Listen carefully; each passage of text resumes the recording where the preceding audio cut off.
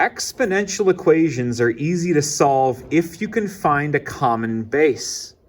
If you know that 16 is 2 to the power of 4, then you can rewrite this equation as, well, 2 to the m plus 1, and then 2 to the power of 4 instead of 16, to the power of whatever 16 had been raised to the power of. Now, there's a law where if you have something to a power to another power, you can combine those exponents.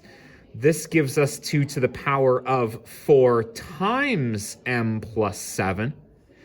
And again, the left side of the equation here doesn't change because I already have 2 to the power of something.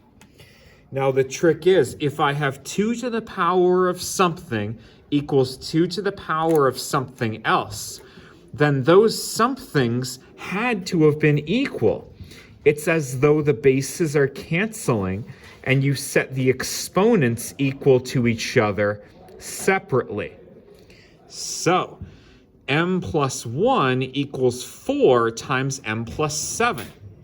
This is a regular linear equation we can solve. We're going to have to multiply the 4 through the brackets. We're going to have to move m's to one side of the equation and numbers to the other side. Now note that the positive 4m on the right became minus 4m on the left, plus 1 on the left became minus 1 on the right.